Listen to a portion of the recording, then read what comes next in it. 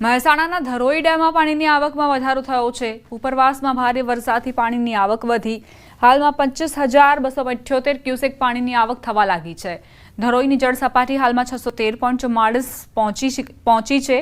પાણીનો જથ્થો 69.18% નોંધાયો છે। રાજસ્થાનમાં ભારે વરસાદ વરસી રહ્યો છે। ભારે વરસાદ બાદ પાલીમાં ઠેર ઠેર પાણી ભરાયા। લોકોના ઘરોમાં વરસાદી પાણી ઘૂસ્યા। રસ્તાઓ પર ઘૂંટણસમાં પાણી ભરાતા બજારો પણ બંધ છે। વેપારીઓને ભારે નુકસાન વેઠવવાનો વારો આવ્યો છે। રાજસ્થાનના જોધપુરમાં ભારે વરસાદના કારણે શહેરના આંતરિક ભાગથી ખંડા ફાલસા રોડ સુધી ભારે પ્રવાહ જોવા મળ્યો। ઘણા વાહનો પાણીમાં તણાયા। જોધપુર શહેરમાં ભારે વરસાદના કારણે શહેરના આંતરિક ભાગની ઘણી દુકાનોમાં અને ઘરોમાં પાણી ઘૂસી ગયા। આ ઘટના મોતી ચોક રોડ વચ્ચે બની હતી।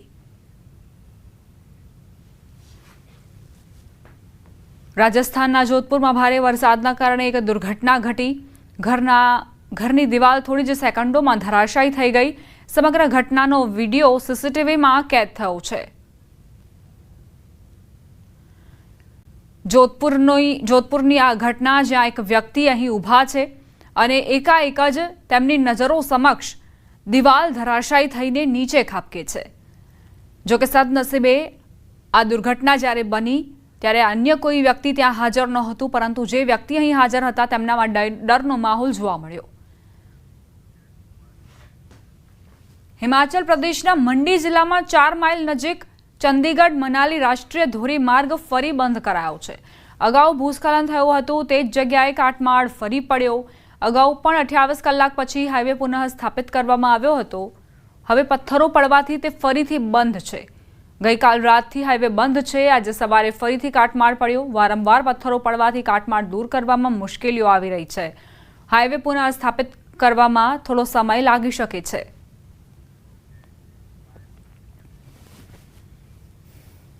વડોદરાના શિનોર પંથકમાં વરસાદી માહોલ જામ્યો। શિનોર પંથકના અનેક ગામોમાં વરસી રહ્યો છે વરસાદ।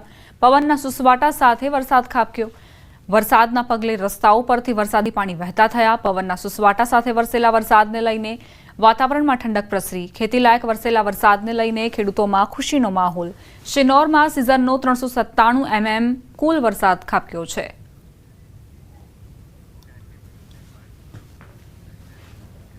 હવે અન્ય સમાચારો પર નજર કરીએ। અડાલજ પાસે નર્મદા કેનાલમાં ડોક્ટરનું ડૂબવાથી મોત નીપજ્યું। તેઓ પોતાની 6 વર્ષની દીકરી દ્વિજાના ગોળોના ઝવેરા પધરાવવા ગયા હતા ત્યારે પગ લપસતા કેનાલમાં પડી ગયા। આ સમગ્ર ઘટના દીકરીની સામે જ બની, જેના કારણે તે હૈયાફાટ રુદન કરવા લાગી। તેનો વિડીયો સોશિયલ મીડિયા પર વાયરલ થયો। ડોક્ટર નીરવ ચરાડા અડાલજ CHC સેન્ટરમાં અધિક્ષક તરીકે ફરજ બજાવતા હતા। દીકરીના ઝવેરા પધરાવવા ગયેલા પિતાને મોત મળ્યું। અચાનક જ તેમનો પગ લપસ્યો અને કેનાલમાં તેઓ ડૂબી ગયા। આ જોઈને દીકરી હૈયાફાટ રુદન કરતી જોવા મળી। અંકલ, તમને વાવોલું એડ્રેસ ખબર છે?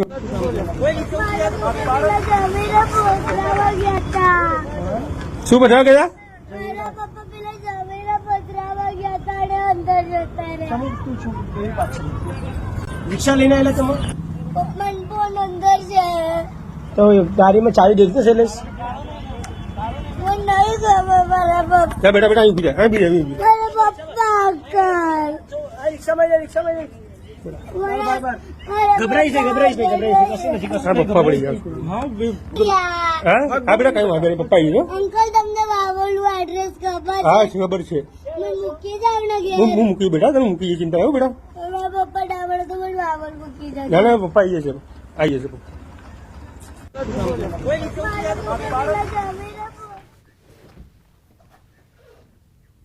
જીઆઈડીસીમાં ગોટાળા મામલે ન્યૂઝ 18નો ખુલાસો। ન્યૂઝ 18ના ખુલાસા પર બોલ્યા અમિત ચાવડા। જીઆઈડીસીમાં થયેલા ગોટાળા મામલે કોંગ્રેસના પ્રહાર। કોંગ્રેસ નેતા અમિત ચાવડાના પ્રહાર। ગોટાળામાં અનેક લોકોની મિલીભગત હોવાનું કહ્યું। નિવૃત્તિ બાદ ભગોરાને એક્સટેન્શન કેમ અપાયું? ટેન્ડરની પ્રક્રિયામાં ચોક્કસ લોકોને લાભ અપાવવા ફેરફાર। લાયકાત વગરના અધિકારીને ચીફ એન્જિનિયર બનાવાયા। સમગ્ર ગોટાળાની તપાસ થાય તો આંકડો કરોડોએ પહોંચે। સમગ્ર મામલાની તટસ્થ તપાસ થવી જોઈએ તેવી માંગ કરી છે અમિત ચાવડાએ।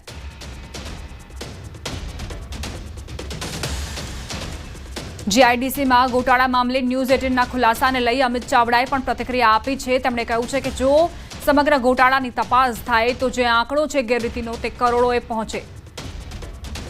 ચોક્કસ લોકોને લાભ અપાવવા માટે ફેરફાર કરવામાં આવ્યો. લાયકાત વગરના અધિકારીને ચીફ એન્જિનિયર બનાવવામાં આવ્યા. આખરે કયા કારણોસર?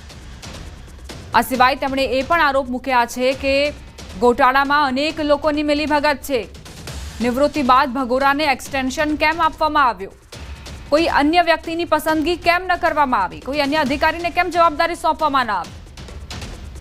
જીઆઈડીસીમાં થયેલા ગોટાળાને લઈને કોંગ્રેસે પ્રહાર કર્યા છે. અમિત ચાવડા આક્રમક મૂડમાં જોવા મળ્યા. તેમણે અનેક ગંભીર સવાલો ઉઠાવ્યા.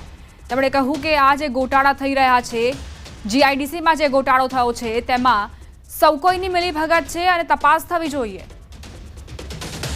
આટલો મોટો ભ્રષ્ટાચાર થયો કેવી રીતે? તો કે બધાની મિલીભગતથી જે અધિકારી જે ભગોરા કરીને એન્જિનિયર છે એની પૂરતી લાયકાત નહીં હોવા છતાં એમને ચીફ એન્જિનિયર સુધીની જવાબદારીઓ સોંપવામાં આવી. એમને રિટાયરમેન્ટ પછી એક્સટેન્શન પણ આપવામાં આવે છે. અને જે રીતે ભરૂચ હોય, અમદાવાદ હોય, વાપી હોય કે ગુજરાતના અલગ અલગ ઇન્ડસ્ટ્રીયલ એરિયામાં જે કામો થયા, જે કન્સ્ટ્રક્શનના કામો થયા, વિકાસના કામો થયા, એમાં ટેન્ડરમાં પણ શરતોમાં ટેકનિકલ રીતે ફેરફાર કરીને ચોક્કસ કંપનીઓ જ આ ટેન્ડરમાં લાભ લઈ શકે એવી રીતે શરતો ગોઠવવામાં આવે છે. એટલે આખા જે કૌભાંડ છે એ ધીમે ધીમે ઓડિટના રિપોર્ટ આધારે બહાર આવી રહ્યું છે. ન્યૂઝ 18 ચેનલે પણ એને ઉઠાવ્યું છે. જીઆઈડીસી આટલું મોટું કૌભાંડ કરે તો તાત્કાલિક તપાસ થવી જોઈએ કે આ ભગોરા જેવા અધિકારીને લાયકાત નથી, તેમ છતાં ચીફ એન્જિનિયર કેવી રીતે બનાવવામાં આવ્યા. તો અમિત ચાવડાને આપ સાંભળી રહ્યા હતા. તેમનું કહેવું છે કે તપાસ થાય તો હજુ પણ આ ભ્રષ્ટાચારનો આંકડો કરોડોએ પહોંચે. અને સાથે જ તેમણે કહ્યું કે જે ભગોરા જેની પાસે લાયકાત નથી તેને ચીફ એન્જિનિયર સુધીની જવાબદારી કેવી રીતે મળી શકે અને નિવૃત્તિ બાદ એક્સટેન્શન કેવી રીતે મળી શકે?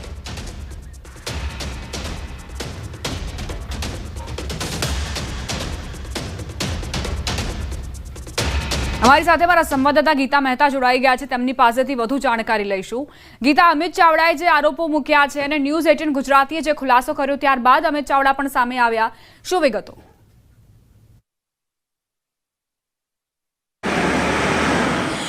જી, વિપક્ષના નેતાએ વિપક્ષની ભૂમિકા એવી રીતે ભજવી છે કે તે રાજ્ય સરકારની સતત આવી રહેલા કૌભાંડ મામલે રીતસરની ધૂળ કાઢી છે, ધોલાઈ કરી છે. વિપક્ષના નેતા અમિત ચાવડા સહિત અમે આ વિભાગના જે મંત્રીઓ છે, બલવંતસિંહ રાજપૂત અને MOS છે હર્ષ સંઘવી, તેમનો પણ સંપર્ક કરવાની કોશિશ કરી. તેઓ હજી આ મામલો સમજી રહ્યા છે, વિગતો ડિપાર્ટમેન્ટ પાસેથી મંગાવી રહ્યા છે અને અમિત ચાવડા બાદ રાજ્ય સરકાર દ્વારા મંત્રીઓની પ્રતિક્રિયા પણ ટૂંક જ સમયમાં આવી શકે છે. જી ગીતા, જે રીતે અત્યારે રાજ્ય સરકારનું વલણ રહ્યું છે, એટલે આગામી સમયમાં રાજ્ય સરકાર આ મામલાને લઈને ગંભીરતા દાખવશે અને કડક વલણ અપનાવશે અધિકારીઓ સામે, એવું સ્પષ્ટપણે આપ જોઈ રહ્યા છો? હજી સ્પષ્ટપણે એટલા માટે એવું લાગે છે કે ન્યૂઝ 18 ગુજરાતીએ જે રિપોર્ટ્સ રજૂ કર્યા છે એ મારા કે તમારા નથી. એટલે કે એ રાજ્ય સરકારે જ નિમેલા જે ઓડિટર્સ છે, જેઓ જીઆઈડીસીનું ઓડિટ કરે છે, તે ઓથેન્ટિક પુરાવા ન્યૂઝ 18 ગુજરાતીએ લોકો સમક્ષ રજૂ કર્યા છે. અને આ પુરાવા થકી જે કૌભાંડ સામે આવ્યું છે એ કૌભાંડ મુદ્દે જે આપણે સવાલ પૂછ્યા છે. આપણે વિપક્ષના નેતા તરીકે અમિત ચાવડાનું રિએક્શન લીધું. આપણે મંત્રીઓને પણ પૂછ્યું છે કે આ મામલે હવે તમે શું કરશો, કારણ કે અગાઉ પણ કૌભાંડોની જે વણઝાર લાગી છે અત્યારે મનરેગાથી લઈને જે હમણાં જ થોડા સમય પહેલાં જ રાજ્યમંત્રીના કૌભાંડો સામે આવ્યા, ત્યારબાદ હવે નવું ઇન્ડસ્ટ્રીનું કૌભાંડ સામે આવ્યું છે અને એ કૌભાંડ રાજ્ય સરકારના નિમેલા ઓડિટરોએ જ પૂરું